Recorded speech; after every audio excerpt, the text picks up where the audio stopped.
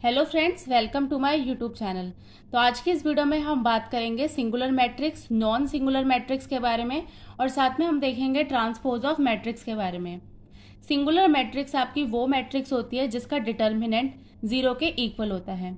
Non singular matrix आपकी वो matrix होती है जिसका डिटर्मिनेंट जीरो के इक्वल नहीं होता। तो यहाँ पे इसके एग्जाम्पल के बारे में बात करते हैं। तो यहाँ पे हमने ये क्वेश्चन कल लास्ट वीडियो में सॉल्व किया था, जिसके अंदर हमें डिटर्मिनेंट दिया था, डिटर्मिनेंट 3, 4, 5, 2, 3, 4, 4, 6, 8। जब हमने इसकी वैल्यूज को सॉल्व किया था तो यहाँ पे हमारा आया था 24 minus 24 minus 4, 16 minus 16 plus 5, 12 minus 12। और जब हमने यहाँ पे इस ब्रैकेट्स को यहाँ पे खोला था तो यहाँ पे ये हमारा जीरो हो गया। 4 के साथ में जीरो को मल्टीप्लाई किया और 5 के साथ में जीरो को, तो ये हमारी वैल्यू आई थी जीरो। जब भी हमारी वैल्यू जीरो आ जाती है तो इसका मतलब है ये आपकी सिंगुलर मैट्रिक्स है, क्योंकि सिंगुलर मैट्रिक्स के अंदर डिटर्मिनेंट की वैल्यू जीरो होती है। अब यहाँ पे हम नॉन सिंगुलर मैट्रिक्स के एग्जाम्पल के बारे में बात करते हैं। तो यहाँ पे एग्जाम्पल लेते हैं। डिटर्मिनेंट 3, 4, 5, 1, 3, 4, 4, 7, 8। अब हमने एग्जाम्पल लिया है, इसको यहाँ पे अगर हम सॉल्व करते हैं तो ये अंदर आ जाएगा 8 3 ज़ा 24 माइनस 7 4 ज़ा 28 माइनस 4 8 माइनस 16 प्लस 5 7 माइनस 12।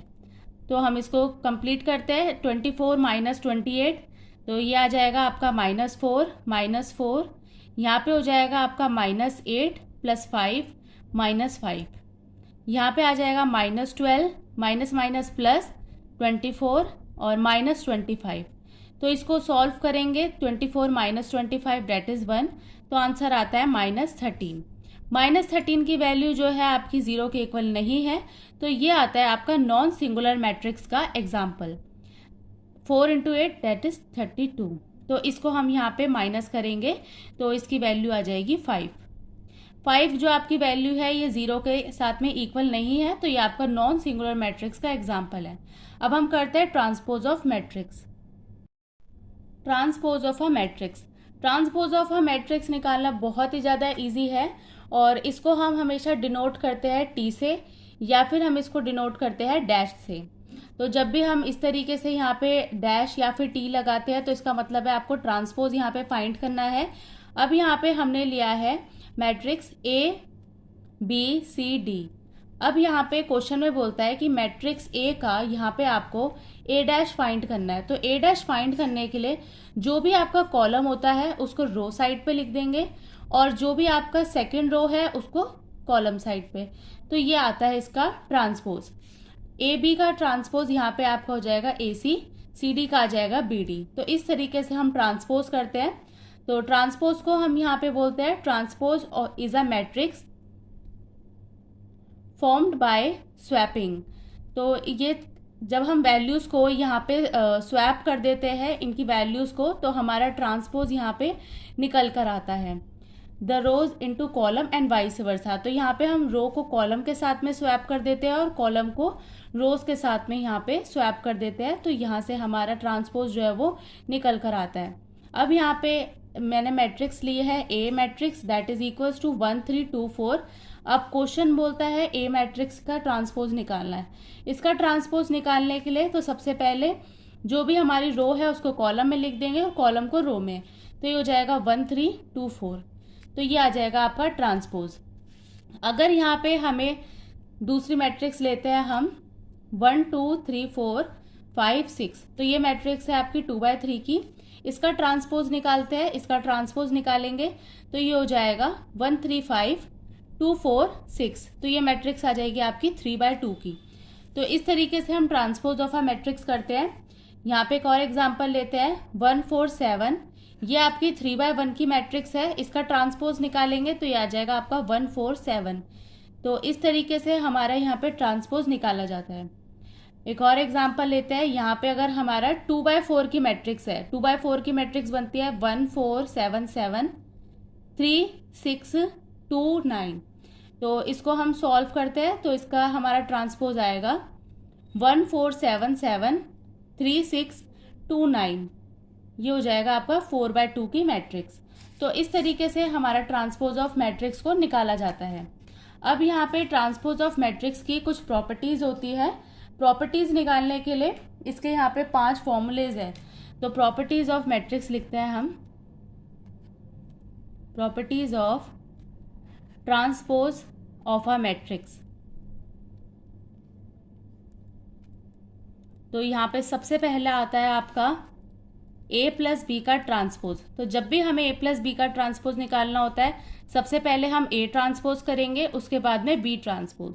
दूसरा है आपका ए बी ट्रांसपोज करने के लिए हम यहाँ पे करेंगे सबसे पहले, अब ए बी का ट्रांसपोज निकालना, तो सबसे पहले हम यहाँ पे b का ट्रांसपोज निकालेंगे, उसके बाद में उसे मल्टीप्लाई करेंगे a के ट्रांसपोज के साथ में। इसको हम शू शॉ लो भी बोलते हैं। जैसे कि जब हम शू पहनते हैं तो उसके लिए हमें पहले सॉक्स को पहनना पड़ता है और उसके बाद में शू को, और जब उसको हम निकालते हैं तो सबसे पहले यहाँ पे शू को निकालना पड़ता है और बाद में सॉक्स को। तो इस तरह से इसको भी हमें पहले बी को करना पड़ेगा ट्रांसपोज, बाद में ए मैट्रिक्स को। थर्ड आता है आपका प्रॉपर्टी ए मल्टीप्लाई ट्रांसपोज। तो इसका ट्रांसपोज निकालने के लिए के का कुछ भी नहीं करना और ए का ट्रांसपोज करना है। फोर्थ आता है आपका ए ट्रांसपोज। अब जब भी आपका ट्रांसपोज का ट्रांसपोज करना होता है तो वहाँ पे वैल्यू जो होती है वो हमेशा ए ही आती है। तो इसका मैं आपको एग्जांपल करके दिखाती हूँ। जैसे कि हमारे यहाँ पे ए दिया हुआ है 1 2 3 4, ए का ट्रांसपोज निकालते हैं 1 3 2 4। अब यहाँ पे हम ट्रांसपोज का फिर से ट्रांसपोज करते हैं तो हो जाएगा आपका 1 2 3 4। तो ये और ये आपका ये दोनों सिमिलर है, तो इसको हम बोलते हैं कि जब भी आपका ट्रांसपोज का ट्रांसपोज करना होता है तो वही वैल्यू वहाँ पे निकल कर आती है। अब यहाँ पे हम इसके साथ में एक क्वेश्चन लेते हैं। हमने यहाँ पे बुक का एक क्वेश्चन लिया है जिसके अंदर हमें ए मैट्रिक्स दिया हुआ है 3 - 1 2 4 0 5। तो ये आपकी 2/3 की मैट्रिक्स है। यहाँ पे दिया है बी -1 2 3 -4 5 0। तो ये आपकी 3/2 की मैट्रिक्स है। तो सबसे पहले अब हम देखते हैं ए इंटू बी करना है, हमें ए को मल्टीप्लाई करना है बी के साथ में। तो ए मल्टीप्लाई बी, इनकी मल्टीप्लिकेशन क्या पॉसिबल है? तो हमने यहाँ पे रूल देखा था कि फर्स्ट मैट्रिक्स का कॉलम और सेकंड मैट्रिक्स का रो ये हमेशा बराबर होना चाहिए। तो ये बराबर है, तो यहाँ पे इसकी जो मल्टीप्लिकेशन है वो पॉसिबल है। अब ये जो आपका ए बी आएगा ये आपका 2/2 की मैट्रिक्स बनेगी। मैंने आपको लास्ट क्लास में ही बताया था कि जो उसका आगे वाले रिमेनिंग पार्ट होता है वो उतने की वहाँ पे मैट्रिक्स बनाता है। तो ये आपकी 2/2 की मैट्रिक्स बनेगी। अब सबसे पहले हम ए बी को मल्टीप्लाई करते हैं। तो हमने यहाँ पे लिखा ए 3 4 -1 0 2 5 -1 2 3 -4 5 0। अब मल्टीप्लाई करने के लिए सबसे पहले कॉलम को रो के साथ में करेंगे। तो यहाँ पे हम करते हैं 3 - 1 -3 +3, तो ये हो जाएगा -3। 2 × 5 ये हो जाएगा 10। 4 × 2 8। 0 को किसी भी नंबर के साथ में करता है तो आपका 0 हो जाएगा। 5 × 0 0। अब यहाँ पे आता है आपका सेकेंड कॉलम को करेंगे 4 × -1 +0 +25। 4 × 2 8 -0 +0। अब इसको हम यहाँ पे सॉल्व करके लिखते हैं। तो ये है आपकी A B matrix. A B matrix आपकी निकल कर आई है यहाँ पे -6 8 21 और 8। तो यहाँ पे ए बी मैट्रिक्स जो है आपकी ये निकल कर आई है। यहाँ पे 10 भी था तो ये 16 हो गया। 16 8 21 और 8। तो यहाँ पे ये मैट्रिक्स कंप्लीट हो गई। यहाँ पे हम दोबारा देखते हैं इसको 3 × 2 दैट इज़ 6। तो ये आ जाएगा आपका 6 यहाँ पे, और -1 और 4 तो यहाँ पे हो जाएगा 4। तो ये आ जाएगा आपका 10। इसके साथ में है -4 0 25 और 8 + 0, ठीक है। तो यहाँ पे आ जाएगा आपका 25 और 25 के अंदर यहाँ पे 25 -1 तो ये आ जाएगा आपका 21 और यहाँ पे हो जाएगा आपका 8। तो इस तरीके से हम इसको कर लेंगे। तो यहाँ पे आपका ए बी मल्टीप्लिकेशन निकल कर आया है -16 10 21 8। अब इसका यहाँ पे ट्रांसपोज करना है। ए बी ट्रांसपोज आता है -16 10 21 8। अब ये था आपका LHS साइड। अब यहाँ पे हम RHS साइड को प्रूफ करेंगे। B डैश बी डैश हम निकालते हैं, तो बी डैश निकलेगा -1 2 -1 2 3 -4 5 0।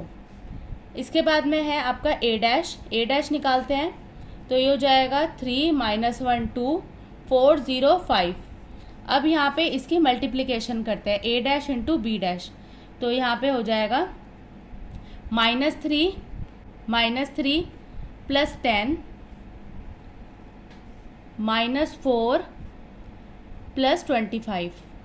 इसके बाद में है 26 प्लस 4, और यहाँ पे आ जाएगा आपका 8 4 इंटू 0 और 0, इसके बाद में 2 बार 0 है, तो ये हो जाएगा आपका -16।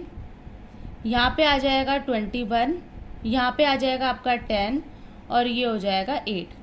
तो यहाँ पे आपका जो LHS है, आपका LHS साइड यहाँ पे आया है -16 21 10 8, और RHS साइड आया है -16 21 10 8। तो यहाँ पे हम बोल सकते हैं कि आपकी LHS साइड और RHS साइड ये दोनों ही इक्वल है, तो ये हो गया आपका हैंस प्रूव्ड। तो LHS RHS के इक्वल आ गया, तो इसका मतलब है कि आपका ये हमें वेरीफाई करना था AB dash is equals to B dash into A dash. तो इसी के साथ में आज की वीडियो का हम यहीं पे ख़त्म करते हैं। आज की वीडियो में हमने यहाँ पे singular matrix, non singular matrix और ट्रांसपोज ऑफ मैट्रिक्स को पढ़ा है। अगर आपको मेरी वीडियो अच्छी लगी है तो प्लीज़ लाइक करें, चैनल पे नए हो तो आप सब्सक्राइब करें और आप मेरी वीडियो को ज़्यादा से ज़्यादा शेयर करें। Thank you so much for watching.